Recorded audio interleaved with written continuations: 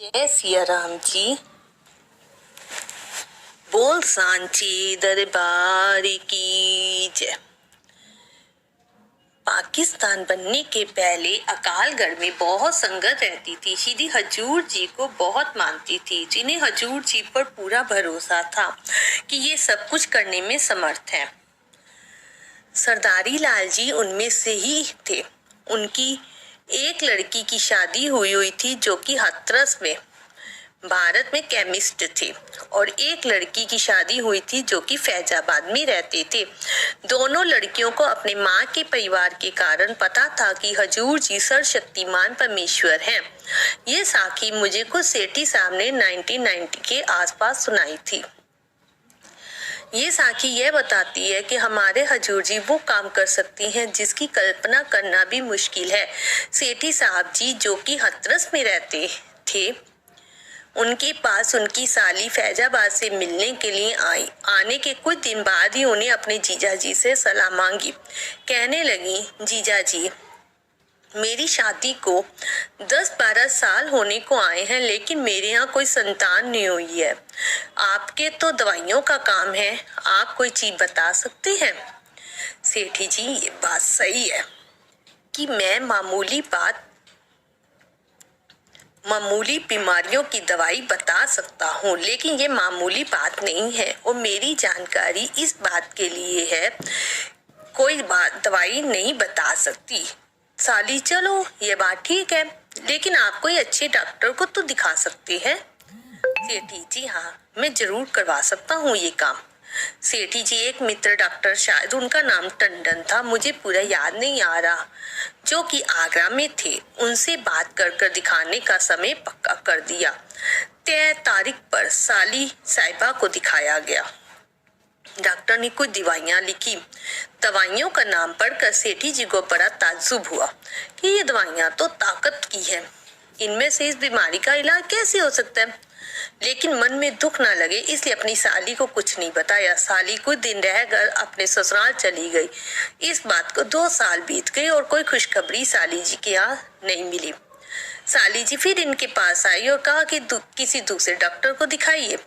सेठी जी ने कहा, डॉक्टरों से सलाह की और एक डॉक्टर कानपुर में दिखाने का समय तय करा। तय समय पर डॉक्टर को दिखाया गया। उसने कुछ टेस्ट आदि बताए। टेस्ट रिपोर्ट आने पर डॉक्टर ने एक छोटा सा ऑपरेशन करने की राय मांगी। ऑपरेशन कर दिया गया। तय तारीख पर ऑपरेशन ठीक ठाक हो गया। अभी साली साहिबा को ऑपरेशन थिएटर से बाहर नहीं लाया गया था।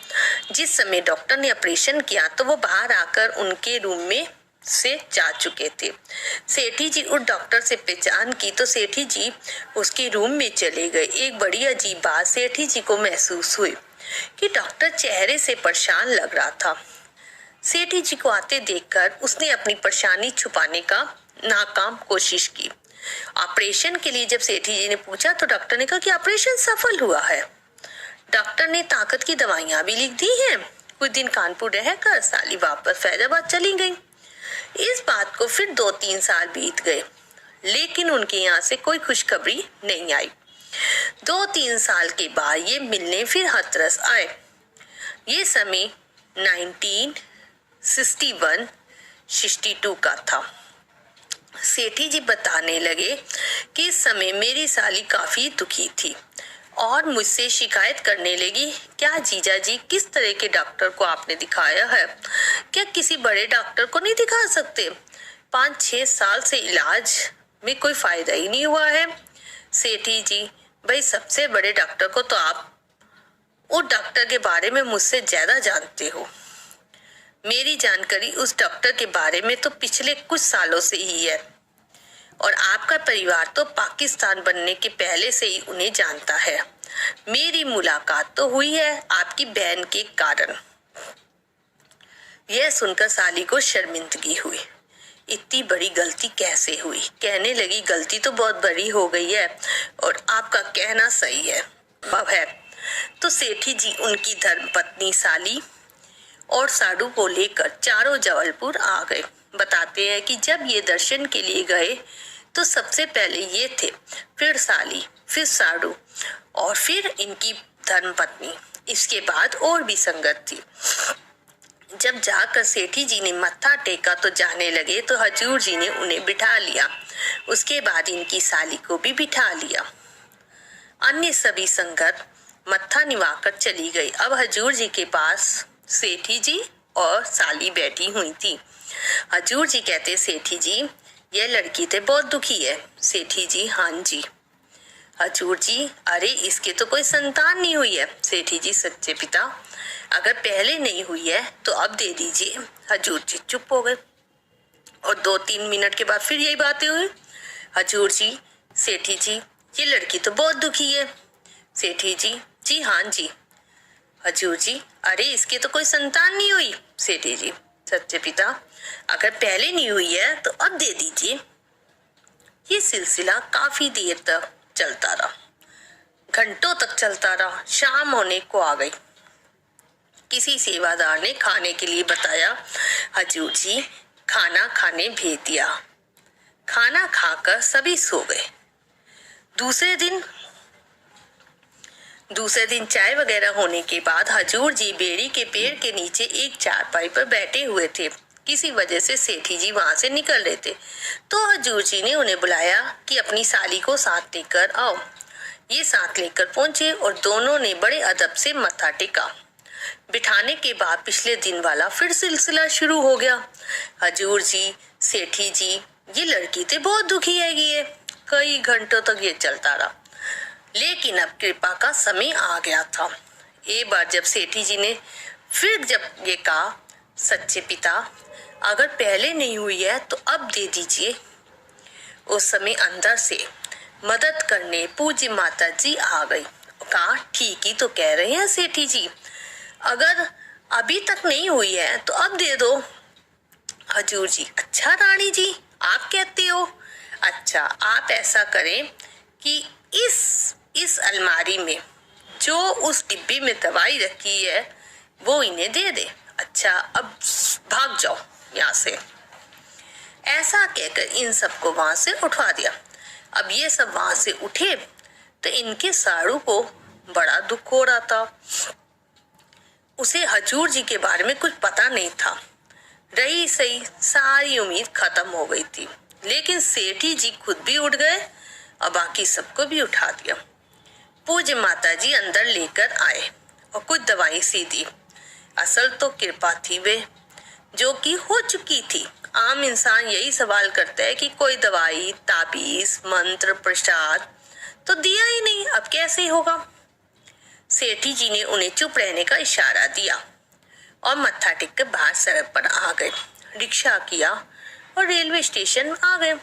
वहां से अपने घर की गाड़ी पकड़कर अपने अपने सब घर आ गए। 1-2 महीने के बाद ही खुशी की खबर आ गई कि इनकी साली जी गर्भवती हो गई हैं। जब डॉक्टर को दिखाया गया तो उन्हें ऑपरेशन के चांस बताए थे। क्योंकि पहले एक बार ऑपरेशन कानपुर में करवाया, इसलिए वहां पर ही ऑपरेशन डिलीवरी कराने का निर्णय लिया गया। समय नजदीक आ गया। आने पर ये सभी कानपुर आ गए। हथरस से सेठी जी और उनकी पत्नी फैजाबाद से सेठी की साली और कानपुर आ गए। संयोगवश उसी हॉस्पिटल में भर्ती होना पड़ा जहां पर पहले भर्ती हुए थे। आखिर वो घड़ी भी आ गई। साली ने एक लड़के को जन्म दिया। डिलीवरी रूम से साली को रूम में शिफ्ट किया जा रहा था। सेठी जी समय बिताने के हिसाब से नीचे उतरे तो नीचे वही डॉक्टर मिल गए जिन्होंने पहले ऑपरेशन किया था। ये डॉक्टर सेठी जी के परिचित थे। बातचीत शुरू होने पर सेठी जी ने डॉक्टर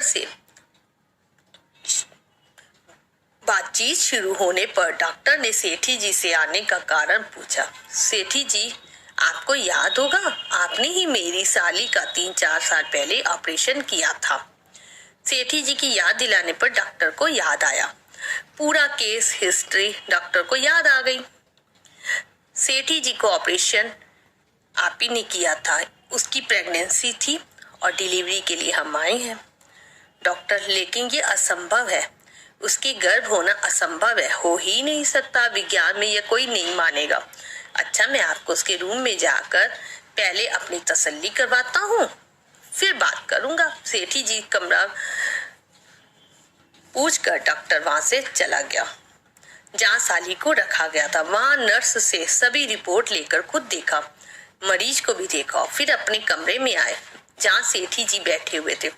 डॉक्टर, हालांकि मैं सब कुछ अपनी आंखों से देख कर आया हूँ, सभी रिपोर्ट देखकर तसल्ली कर ली कि आपकी साली की ही डिलीवरी हुई है, लेकिन मैं फिर भी कहता हूँ विज्ञान में ये असंभव नहीं है। सेठी जी, आप ऐसा क्यों कह रहे हैं? डॉक्टर, गर्भ धारण करने के लिए 2 नसें होती हैं। जहां मैंने ऑपरेशन किया था तो मैंने देखा कि एक नस तो एकदम से सूख गई थी, जिसमें गर्भ धारण नहीं हो सकता, लेकिन मेरी असावधानी के कारण दूसरी नस मुझसे कट गई थी। आपको याद होगा कि ऑपरेशन के बाद जब मुझे आपसे मिलने आए तो आपने मुझे परेशान देखा था। उसकी यही वजह थी कि मुझे बड़ा अफसोस हो रहा था कि अब इसका बच्चा होने की कोई उम्मीद नहीं बची। एक नस तो सूख गई थी और दूसरी मुझसे कट गई थी। इसलिए मैं कह रहा हूं कि विज्ञान में यह असंभव है। सेठी उस बात का क्या जवाब देते? ये मेरे हजूर जी के काम है जो उन्होंने कर दिखाया है। उसके बाद उनकी साली को 3 लड़के और हुए। मुझे याद है कि जब ये साखी मुझे सेठी जी ने सुनाई तो उन्होंने बताया कि उस पहले लड़की की शादी हो चुकी है। सैफ उल मुलूक कहते हैं, गालब अमर मुबारक उस दे ना होइया ना कीता, होइया नू नामूद करे सी आप हमेशा जीता। उस सर्वशक्तिमान के वचन अमर है, अटल है, ना होने वाले काम उसने कर दिखलाए हैं और हाजिर को गैर हाजिर कर दिखाया है। उनकी और उनके वचनों की हमेशा जीत हुई है। इस तरह संगत जी, बाबा दलीप सिंह जी ने अपने बच्चे पे कृपा दृष्टि करी। सियारा बोल सांचे दरबार की जय। संगत जी, साखी सुनाने में कोई गलती हो तो माफ कीजिएगा।